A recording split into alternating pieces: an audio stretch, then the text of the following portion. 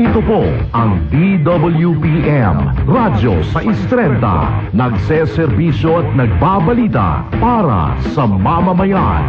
Naglilingkod, nagmamahal, nakikinig, nananawagan. Radyo sa Istrenta, para sa mamamayan, para sa pamilya, anumang pangangailangan. Hey, hey! Radyo sa Istrenta, para sa mamamayan.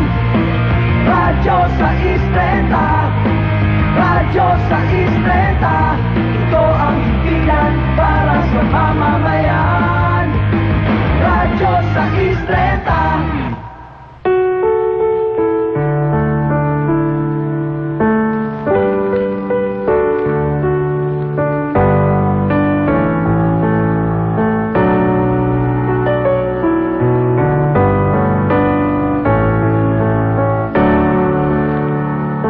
Mabaging Diyos na aming Ama, banal at makapangyarihan sa lahat, ipagpatawad mo po ang aming pagkakasala at igawad mo po ang iyong awa.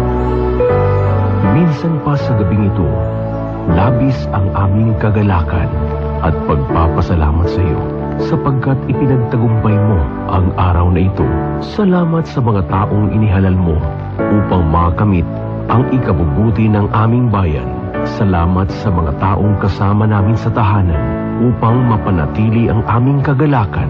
At higit sa lahat, maraming salamat po sa mga taong walang sawang nakikinig at sumusuporta sa bawat programa ng radyo serbisyo sa Istrenta. Naway ang iyong masaganang pagpapala, kapayapaan at pagkakaisa ang manaig sa aming puso at isipan. Naway ang iyong paglingap ay sumasa amin palagi at ang iyong pag-ibig ay magbibigay sa amin ng pag-asa at kapanatagan. Ito po ang aming samot dalangin sa pangalan ni Jesus at Haring darating. Amen.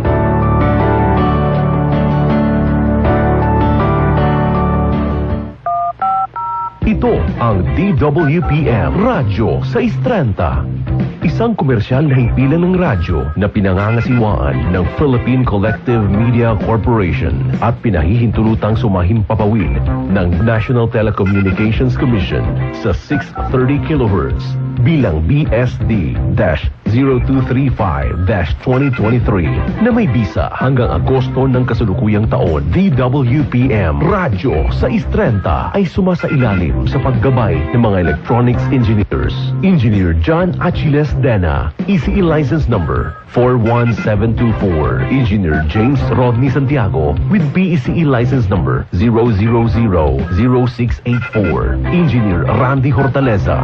Engineer Harold Daniel Bakiran with license number 006690. Engineer Neil Andro Laksamana with BECE license number 0000866. Engineer Joyner Pagulayan with ECE license number 41723. Engineer Gilbert Hineta with ECE license number 42437. DWPM Radyo sa Istrenta is now signing off.